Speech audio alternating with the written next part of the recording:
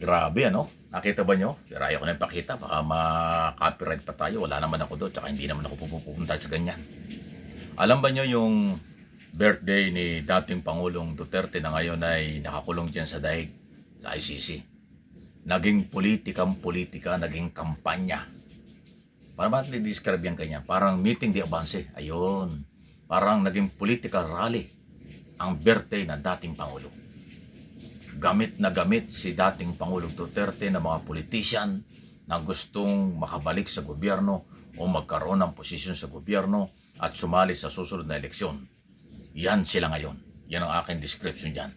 Ginamit nila ang birthday ni dating Pangulo, 81 years old, para sa mga interest nila. Operation pakilala, pampolitika, at yung iba nga ay paninira pa sa gobyerno. Kaya pati birthday ay ginamit na sa ganyang sitwasyon. Di ba dapat pagka-birthday yan yung pribadong buhay, kung ano ang kalagayan ng dating Pangulo at ng kahit na sino nagbi-birthday. Kasi yan ay araw para doon sa nagbi-birthday. Naging araw para sa politician na magpakilala.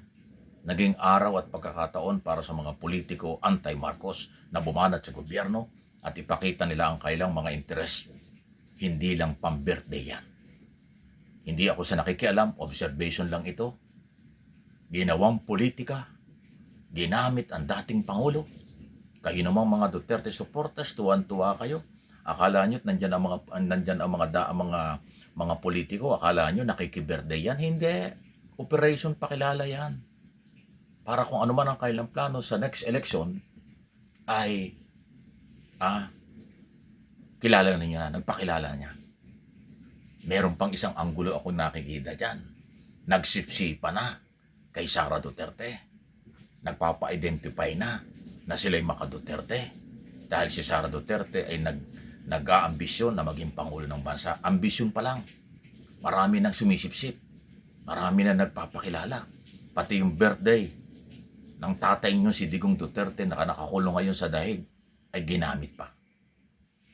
Sabagay, first time mangyari ito sa buhay ni dating Pangulong Duterte na kung nanakulong siya ng mahigit ng 1 taon dyan sa dahig dahil sa crime against humanity.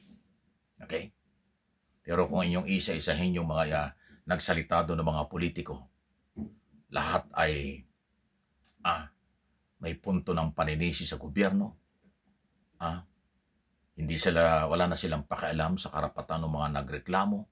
Wala silang pakialam sa mga biktima ng tukhang human rights violation. Ang kanilang ini-establish. Mali itong gobyerno dahil ipinakulong si Duterte. Kawawa si Duterte dahil nakakulong, 81 years old na. Puro ganon. Ang side na nagbi-birthday ang kanilang laging binubuhay at pinagtatanggol bilang pagsipsip sa mga Duterte. At sabihin na natin, panlilin lang na rin na ang paniniwala nila, paniwalaan ng taong bayan na yun ang kanilang sinasabi ng totoo. Hindi nila pinapansin at binibigyan ng kahulugan, karapatan, yung libu-libong biktima ng karapatang pantao, labag sa karapatang pantao, kaya crimes against humanity. Para sa inyong kaalaman, si Duterte ay nakulong hindi pangkaraniwang kaso. Nakulong siya dahil sa paglabag sa karapatang pantao. Hindi isa, hindi dalawa, libo ang pinag-uusapan diyan. Kaya hindi kasalanan ng Philippine law at ng Philippine government kung bakit siya nakulong. Dahil hindi naman Pilipinas o gobyerno ang complainant before ICC. Alam naman niyo yan, di ba? Pero pinipilit nilang palabasin ang gobyernong ito ang nagpahirap at nagpakulong ng iligal kay Duterte. Okay? Na kayo naman ipaniwalang paniwala. Ay ang arrest order naman noong nakaraang taon ng Marso kung bakit hinuli si Duterte, hindi galing sa Philippine Court, galing sa International Criminal Court. Dahil mga Pilipino ang nagreklamo, ang complainant diyan sa ICC na mga biktima ng Duterte administration. Iyon ang totoo. Hindi siya pinakulong dahil hinaharas siya. Hindi siya pinakulong dahil wala silang kasalanan. Kaya siya nakulong dahil may arrest order at until now, siya ay akusado, hindi pa naman siya napapatunayan. inosente pa rin siya until now. Nasa proseso ng pamamaraan para pantay-pantay na mabigyan ng katarungan base sa gagawing trial sa ICC. Yun po yun. Kaya kung nakarinig kayo doon sa mga nag-speech na puro pahirap itong gobyernong ito nagpakulong kay Duterte, gobyernong ito nangharas sa Duterte, kabaligtaran yon. Inyong tingnan at pakinggan, ano ba ang ginawa nilang mga nagsasalitang politikong yan? Hindi ba sila ang nangharas sa gobyerno? Hindi ba sila ang may mga iba-ibang kaso ng inciting to sedition, cyber libel? Sila yung mayroong operasyon ng paninira sa gobyerno at sa international community ng gobyernong Pilipinas, sa international community, dahil pinapalabas nila kahit mali ay sinasabi nilang gobyerno ang may kasalanan. Ayun. So yung operation paninisi, operation paninira ng grupong yan, alam niyo kung sino yan. Binaligtad ang sitwasyon para linlangin yung mga audience at nanonood sa kanila na mali ang gobyerno kaya ang dating Pangulo ay nag-birthday sa kulungan. Hindi po ganon. So ulitin ko, yung mga nagpunta dyan, hindi man lahat, politician at nagsalita dyan, operation pakilala. Pakilala sa mga Duterte, pakilala sa taong bayan dahil mga tatakbo yan sa iba't ibang posisyon pagdating ng 2028. Senador, congressman, kung ano man. Nagsip-sip na sila.